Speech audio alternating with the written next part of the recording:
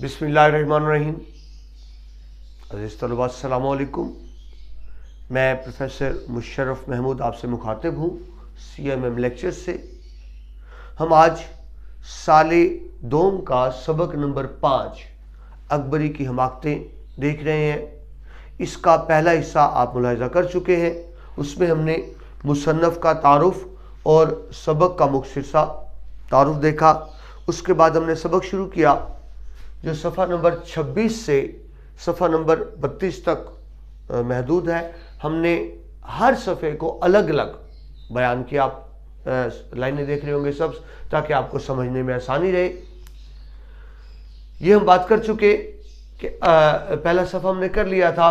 अकबरी की जहालत का तारुफ कराया गया। जाहिल है, खासी अनपढ़ है, पोहड़ है, काम करने की उसको तमीज़ शऊर नहीं है। शादी उसकी मोहम्मद आकल से हो जाती, आकल यानी अक्लमंद, तो घर चल रहा है। वरना माँ बाप के और नानी के लाड प्यार ने इतना बिगाड़ दिया था उसको कि वो कोई तरीका तमीज़ हासिल नहीं कर सकी। उन दिनों हजन के रूप में शहर में एक कुटनी की आमद है। कुटनी एक धोखेबाज औरत जो दूसरों को धोखे से लौटे। उसके शौहर मोहम्मद आकल ने उसको समझा दिया था कि आजकल शहर में कुटनी आई हुई है, खबरदार किसी अजनबी औरत को घर में ना आने देना। मगर अकबरी क्योंकि शिद्दत से बेवकूफ़ थी, वो इन बातों को नहीं समझती थी। और इत्तफाक क्या हुआ कि वही कुटनी उसी महल्ले में आकर आबाद हो गई जहाँ अकबरी का घर था। और वहाँ के आई हजन के रूप में, यानी ये जाहिर किया मैंने हज किया हुआ है, अभी हाल ही में हज करके आई हूँ। कुछ चीज़ें ले आई, तबरुकात बना करके। मक्का मदीना के तबरुकात हैं, लोग आके इसकी ज़ियारत भी करें और जो ख़रीद सकते हैं वो ख़रीदें। तो कुटनी ने तबरुकात की दुकान खोली उस इलाके में आकर। जब अकबरी को पता लगा कि हजन आई है, बड़ी नेक औरत है, तो अपनी मुलाजमा जुल्फन को कहा कि उसको घर बुला लाओ, हम भी तबरुकात देखेंगे।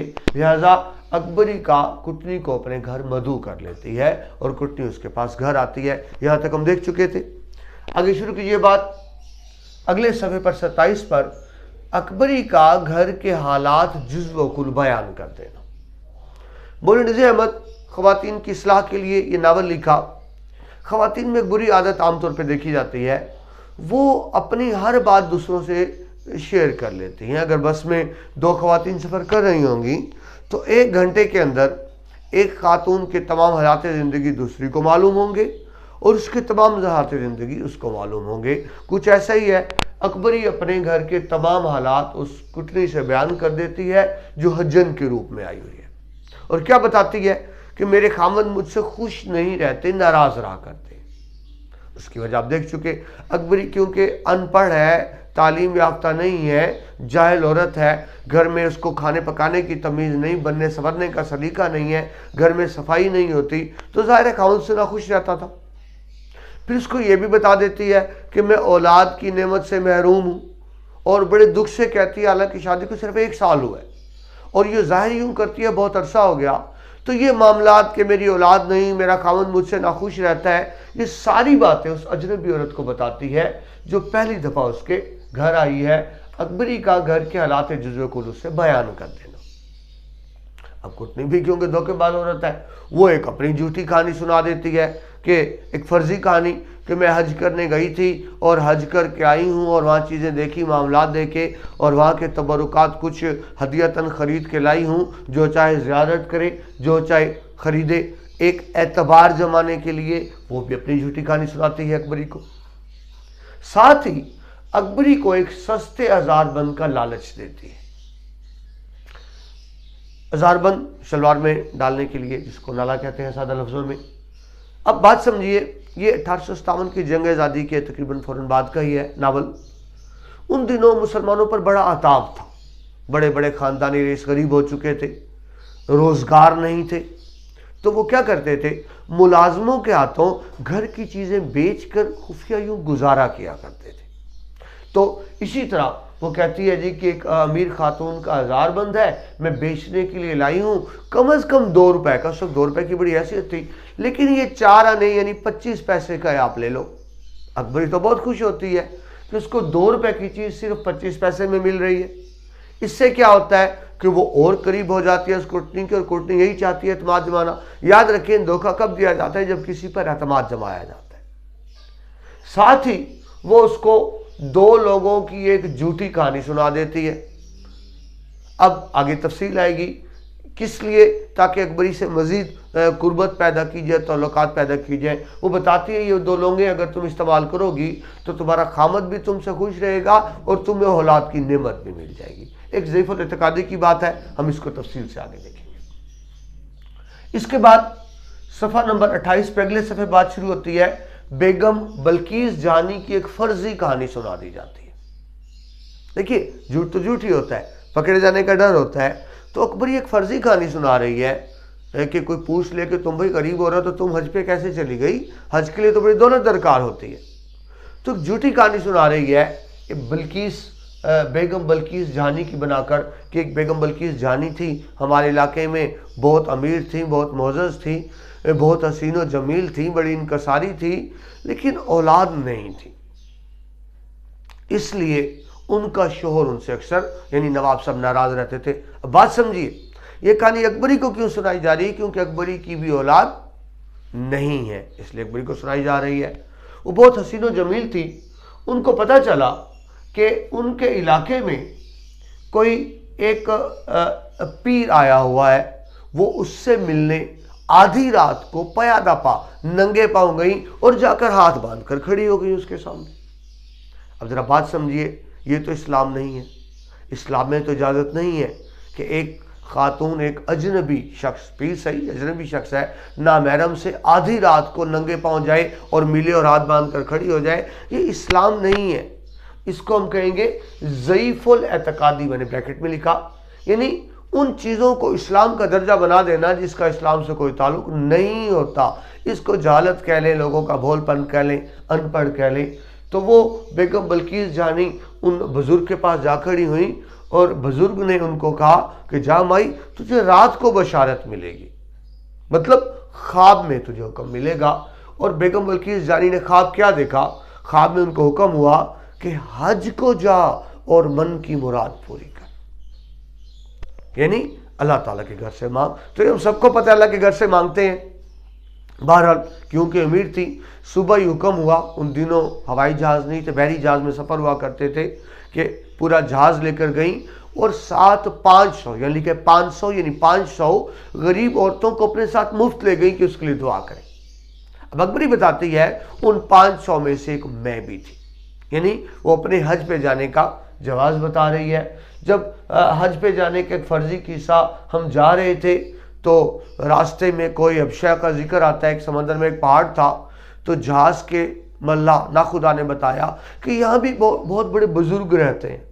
وہ جانتا تھا کہ بیگم بلقیس جانی کیونکہ بزرگوں کو بے بڑا اعتقاد کرتی ہے، تو بیگم بلقیس جانی نے مجبور کیا کہ میں ان کے زیارت کرنا چاہتی ہوں، ان سے ملنا چاہتی ہوں، ان کی دعائیں لینا چاہتی ہوں۔ تو بیگم بلقیس جانی اور 5 خواتین جن میں اکبری بھی شامل تھی، ایک چھوٹی کشتی میں ان شاہ صاحب کے پاس پہنچے جو اس پہاڑ پر تنہا رہتے تھے، بالکل اکیلے تھے، لا تعلق تھے، عبادت کرتے تھے، دنیا جہان سے لا تعلق تھے۔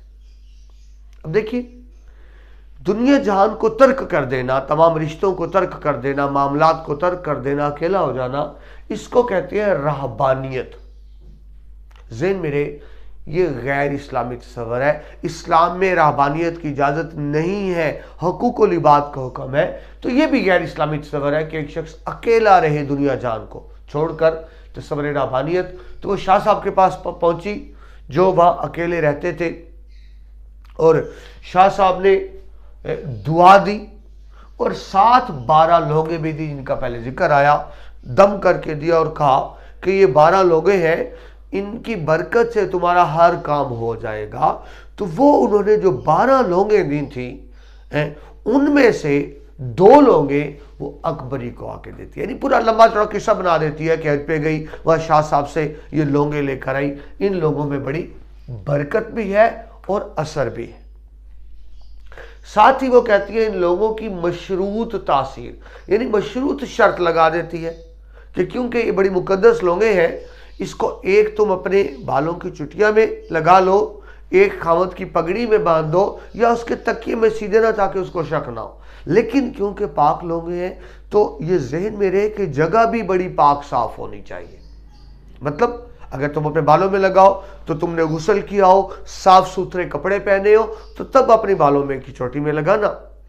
और खामद के तकिए में सियो तो नीचे जगह फर्श साफ सुथरा हो, बिस्तर पाक सुथरा हो, तकिया बिस्तर सब साफ सुथरे हो। सो उस अकबरी जो इस तरफ तवज्जो नहीं करती थी, पहली मर्तबा घर में सफाई की, झाड़ू दिया, सफाई दी, बिस्तर चेंज किए, चादरें तब्दील की, तकिए तब्दील किए, खुद भी साफ सुथरी हुई, नहाई धोई और यूं ही एक लौंग खामद के तकिए में सीधी, एक अपने बालों में लगा दी। अब शौहर जो घर आया तो देखा कि आज खिलाफ तवक्को घर बहुत साफ सुथरा है, बेगम भी साफ सुथरी नजर आ रही है, घर की चादरें भी बदली हुई हैं। तो वो हौसला अफजाई करने के लिए बेगम से बड़े प्यार से इल्तफात से बात करने लगा। अब वो बेवकूफ़ औरत ये समझी कि लोगों ने क्या असर दिखाया, एक ही दिन में असर दिखा दिया, मेरे शौहर का रवैया बदल गया।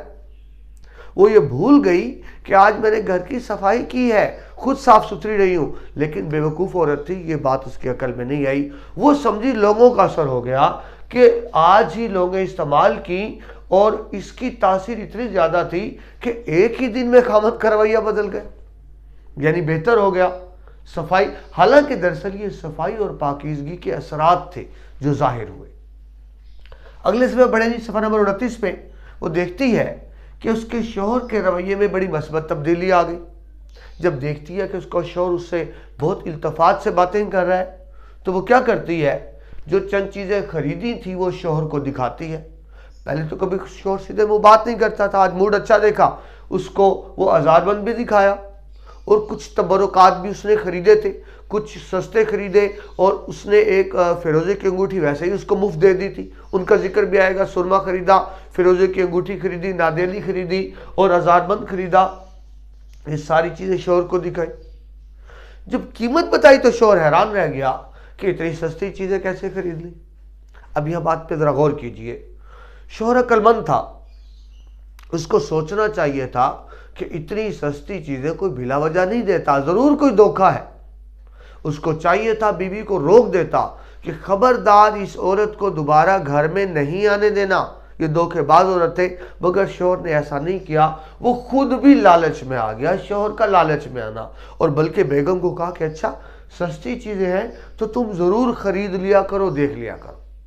नतीजा ये हुआ कि कल को जब धोखा हुआ तो अब बीवी ने शौहर ने बीवी का कसूर बनाया कि तुमने घर को बर्बाद कर दिया, और बीवी ने शौहर का कसूर बनाया कि तुमने खुद ही तो कहा था देख लिया करना। असल में शौहर का भी कसूर है कि लालच में आ गया। और इसके साथ ही अकबरी का लोगों पर पुख्ता यकीन हो गया। वो समझी कि लोगों में वाकई बहुत असर है कि मैंने आज ही लोगों इस्तेमाल की और एक ही दिन में मेरे शौहर का रवैया मुझसे बहुत ज़्यादा बदल गया। वो बहुत मुतासर हुई, लोगों से भी और उस कुटनी से भी जो हुज्जन के रूप में आई। रिजल्ट ये हुआ कि जब वो आई तो हुज्जन को माँ बना लिया और खुद उसकी बेटी बन गई, माँ बेटी का रिश्ता बना लिया। सारी अजनबियत ख़त्म हो गई, चंद ही मुलाकातों में उसको माँ का दर्जा दे दिया और ख़ुद उसकी बेटी बन बैठी। ये जालत के करिश्मे थे। अब उस माँ ने क्या गुल खिलाए माँ बनने के बाद, आगे सफ़ा नंबर 30 हम अगले लेक्चर में बात शुरू करेंगे। अब का लेक्चर ये मुकम्मल होता है, आपसे दोबारा मुलाकात होगी। अल्लाह।